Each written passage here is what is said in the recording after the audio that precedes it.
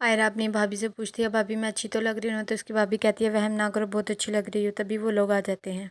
आसिफ, ज़ैद और कशमाला इनके घर आते हैं तो उसकी भाभी उन्हें ड्राइंग रूम में बिठा देती है। आयरा आती है तो आसिफ उससे बहुत प्यार से मिलता है और ये सारी उसकी प्लानिंग होती है। आमिर कहता है कि मुझे अभी अपनी बहन की शादी नहीं करनी और मुझे जिससे भी करनी है वो सेल्फ मेड हो। तुम्हारे नाम के आगे से आसिफ हटा दिया जाए तो तुम क्या हो? उसका डैड बोलने लगता है तो उसे भी चुप करवा देता है। कशमाला कहती है, आयरा ने तो ऐसा कर कभी ज़िंदगी में नहीं देखा होगा, वो लोग इस काबिल ही नहीं थे और तुम डैड को मुझे ले गए। कशमाला कहती है, डैड ने हमारी वजह से शादी नहीं की, हमारी हर ख्वाहिश को पूरा किया है। तुम ऐसा करो, आयरा को वो अपने भाई को छोड़ दो, तुम डैड को छोड़ दो। और वो उसकी बात पे अमल करके तभी आयरा के घर चला जाता है। आसिफ आमिर को कहता है, छोटे स्टेटस के लोगों को ही कॉम्प्रोमाइज़ करना होता है। मैं तुम्हें बहुत कुछ दूंगा सिर्फ 2 दिन में, जो तुम अगले 20 साल में नहीं कमा सकते। आमिर कहता है, आपने रिश्ता नहीं करना मत करें, लेकिन मुझे इससे कुछ भी नहीं चाहिए। मैं अपनी बहन के आगे बुरा नहीं बन सकता।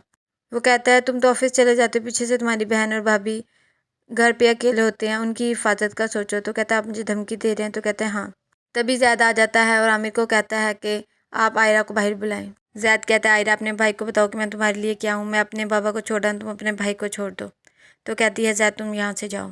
मुबशरा का डैड उसे कहता है, तुम्हारी शादी हम ज़ैद के साथ करना चाहते हैं। तो कहती है, मुझे उससे नहीं करनी, मैंने उसे कभी उस नज़र से नहीं देखा, ना हमारी अंडरस्टैंडिंग है।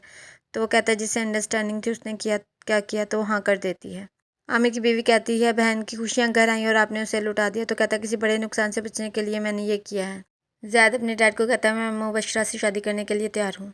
आयरा ऑफिस जाती है तो उसकी दोस्त कहती है, ये देखो तुम्हारे दोस्त की शादी हो रही है। वो तब भी वापस आ जाती है। आयरा की भाभी कहती है, तुम रो क्यों रही हो? तो कहती है कि मैं ज़ैद की परसों शादी है, ये सब भाई की वजह से हुआ। अगर मेरे माँ बाप होते तो ऐसा कभी ना करते। गलत कहती थी अम्मी के भाई माँ जैसा है। भाई तो बहनों के लिए सिर्फ गैरत का पहाड़ होते हैं।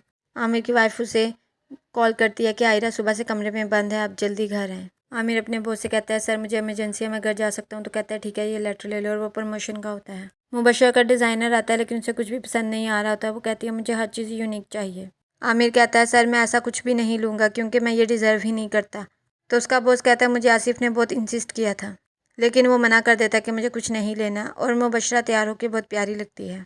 आमिर अपनी बीवी को बताता है कि आसिफ ने मुझे धमकी दी थी, मैं तुम्हारी बहन को मार दूंगा, इसलिए मैंने इस रिश्ते से इनकार किया क्योंकि वो ये चाहता था कि मैं अपनी बेटी के आगे बुरा ना बनूं। आयरा कहती है, आपको मुझे ये सब पहले बताना चाहिए था, ज़ैद सब कुछ ठीक कर देता। आयरा ज़ैद के पास जा रही होती है, उसका भाई उसे बहुत रोकता है लेकिन वो मना नहीं होती। मुबशरा और ज़ैद का निकाह हो जाता है। आयरा वहीं पर खड़ी होती है। ज़ैद जब दुआ मांग के हाथ नीचे करता है तो सामने आयरा होती है।